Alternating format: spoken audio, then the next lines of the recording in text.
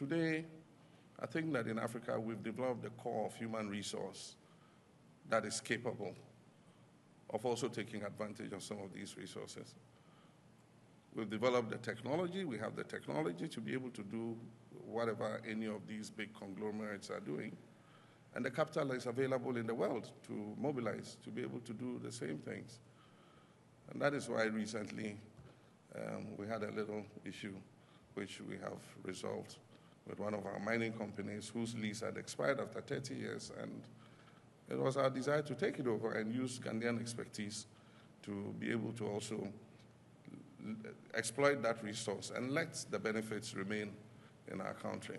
Happily, we reached an amicable resolution to work together to transition that mine into Ghanaian ownership. But it leads me to what my thoughts are, that we must have an indigenization program for taking control of some of our natural resources. In the next few months, we'll develop a policy on indigenous participation in our natural resource exploitation. And anytime, we're not going to expropriate anybody's concession or anything, but anytime a lease comes up for renewal, we would want to negotiate to see that there's more Ghanaian participation, indigenous Ghanaian participation in these things, so that we can also raise the resources to bring prosperity to our people.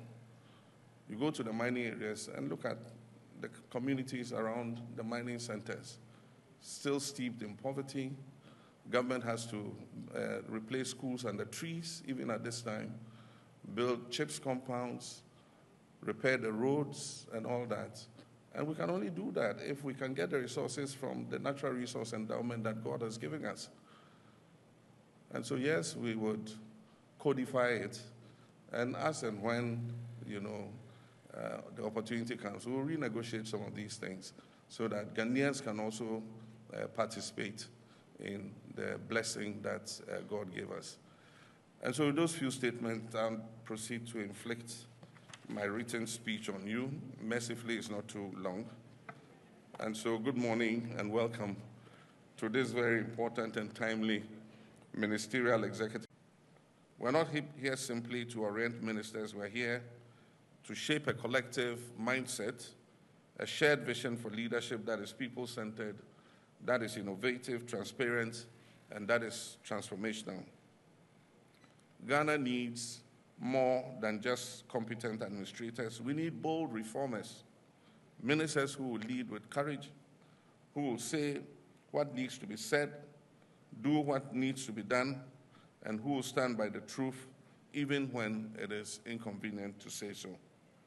And that is what leadership demands at this moment.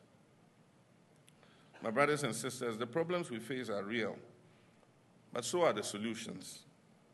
We can rebuild our economy, we can create jobs, we can restore faith in governance, but we must commit to the hard work of change. You were not appointed to occupy space. You were appointed to solve problems.